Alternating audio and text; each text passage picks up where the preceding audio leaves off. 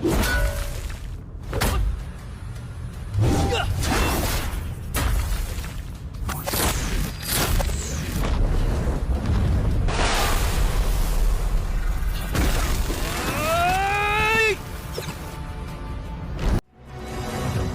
datang sahabatku, dimanapun berada. Kali ini, saya akan membahas alur cerita, Battle Through the Heavens versi novel di ranah Kaisar Dewa.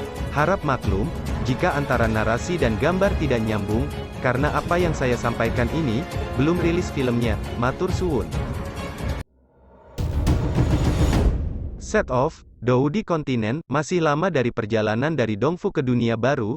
Saya pikir Anda tidak tahu aturan dunia baru. Saya akan memberitahu Anda secara rinci sekarang. Suara lembut Raja Naga Emas terdengar di telinga Xiao Yan. Tuan, tolong beritahu saya. Xiao Yan hendak mengajukan pertanyaan ini, tetapi dia tidak berharap Tuan begitu pengertian. Benua yang akan kita tuju disebut benua Doudi. Tidak ada berbagai jenis sihir yang biasa terlihat di novel, dan Douqi adalah satu-satunya tema utama benua. Di benua ini, budidaya Douqi hampir mencapai puncaknya dengan upaya generasi yang tak terhitung jumlahnya, dan karena reproduksi terus-menerus dari Douqi, bahkan telah menyebar ke orang-orang, kehidupan sehari-hari telah menjadi sangat erat. Jadi pentingnya dendam di daratan telah menjadi tak tergantikan. Karena penggandaan Douqi yang ekstrim, itu juga menyebabkan diferensiasi metode budidaya Douqi yang tak terhitung jumlahnya dari jalur utama ini, yang disebut tangan memiliki panjang, dan metode budidaya Douqi yang berbeda secara alami kuat dan lemah. Setelah meringkas statistik, benua Douqi tempat Xiao Yan sebelumnya membagi level teknik Douqi Gong menjadi 4 dan 12 level dari tinggi ke rendah, surga, bumi, Xuan, Huang, dan setiap level dibagi menjadi 3 level, dasar, menengah, dan tinggi. Benua baru benua Doudi, yang telah dipromosikan sekarang, telah menambahkan level Douqi Gong ke fondasi sebelumnya sebagai Immortal, Sein, dan God, dan setiap level dibagi menjadi pemula, menengah, tinggi, dan ketiga. Tingkat teknik pertempuran Qigong yang dipraktikkan juga merupakan kunci untuk menentukan tingkat keberhasilan di masa depan. Misalnya, orang yang berlatih latihan tingkat Xuan tingkat menengah di benua Douqi secara alami sedikit lebih kuat daripada orang-orang di benua Douqi, tingkat yang sama yang berlatih latihan tingkat tinggi Huang. Di benua Doudi, perbedaan antara kekuatan dan kelemahan tergantung pada 3 kondisi. Pertama-tama, yang paling penting tentu saja adalah kekuatan Anda sendiri.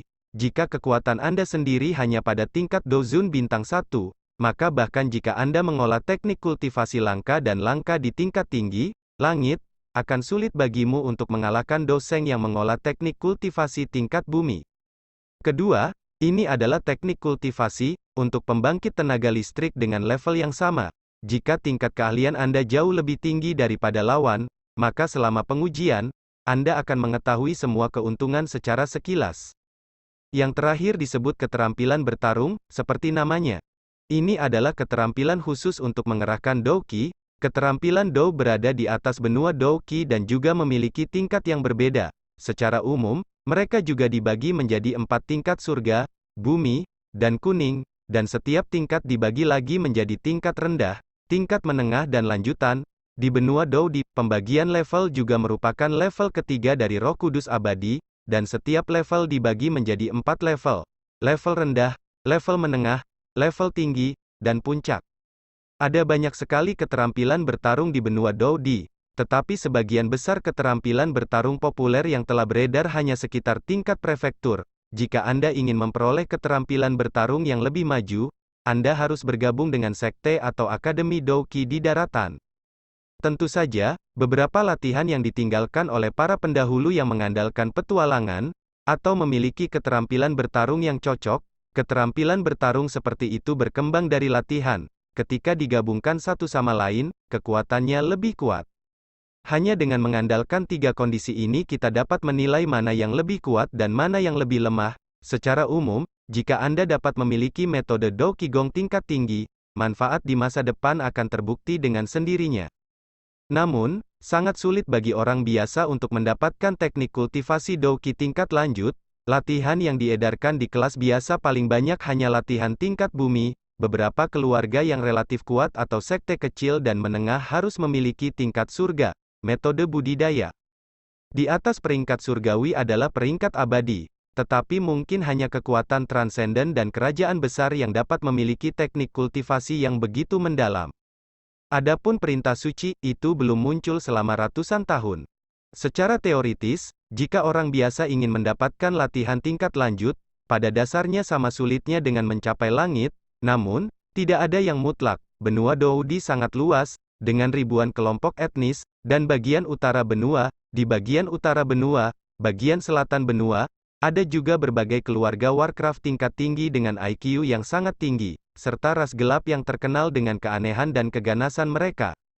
Karena wilayah yang luas, ada juga banyak pertapa yang tidak dikenal dan tidak dikenal. Setelah hidup mereka berakhir, mereka ditarik dan mungkin menyembunyikan latihan yang mereka buat dalam hidup mereka di suatu tempat, menunggu mereka yang ditakdirkan untuk mengambilnya.